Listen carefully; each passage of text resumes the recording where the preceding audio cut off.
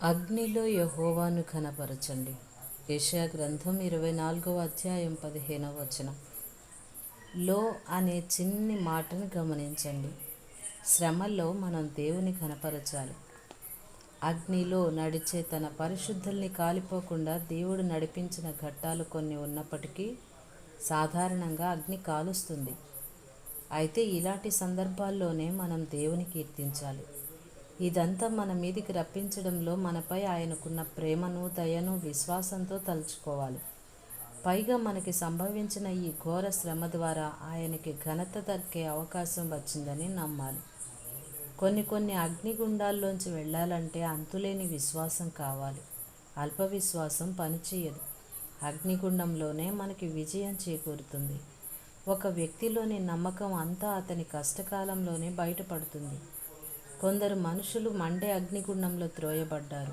ఎలా వెళ్ళారో అలానే బయటికి వచ్చారు, వాళ్ళ చేతులకి ఉన్న బంధకాలు తప్ప. కొన్ని అగ్నిగుండాల్లో ఎంత అద్భుతంగా తప్పిస్తాడో దేవుడు.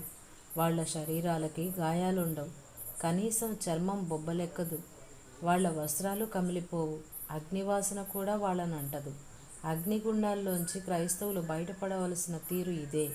బంధకాలు తెగిపోవాలి, కానీ అగ్నిజ్వాలలు వాళ్ళని అంటకూడదు. నిజమైన విజయం అంటే ఇదే.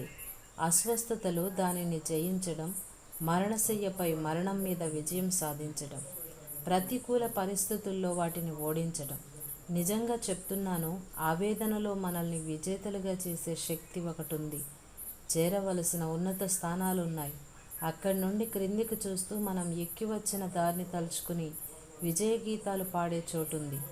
మనం పేదలుగా ఉన్నప్పటికీ మనుషులు మనల్ని ధనికులుగా భావించేలా చేసే మార్గం ఉంది. మన పేదరికంలో ఎంతోమందిని ధనవంతులుగా చేయగలిగే పద్ధతి ఉంది. మన విజయ రహస్యం ఏమిటంటే మనల్ని ఓడించబూనుకున్న పరిస్థితిలో నిలిచి ఉండే విజయం సాధించటం. క్రీస్తు సాధించిన విజయం ఆయన పొందిన అవమానాల్లోనే. అలానే మన విజయం కూడా. అనేకమైన ఇబ్బందుల్లో మునిగి ఉండి కూడా గణగణలాడే గంట వంటి హృదయం కలిగి ఉన్న వాళ్ళని చూస్తే ఎంత ముచ్చటగా ఉంటుంది.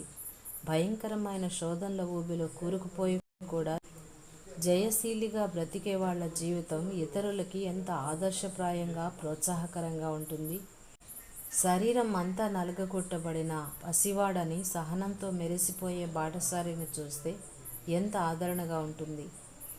దేవుడు మనకెప్పుడు తన కృపామృతాన్ని ప్రసాదిస్తాడన్న దానికి ఇవన్నీ ఎంత చక్కటి నిదర్శనాలు. ఇహలోకపు ఆధారాలన్నీ కూలిపోయినప్పుడు, బ్రతుకంతా అల్లకల్లోల సాగరమైనప్పుడు తృప్తి, ఆత్మధైర్యం, స్వాతంత్ర్యాలు నిండి ఎప్పుడూ దేవుడి ఇచ్చే వింత సంతోషం ఉందా నీకు?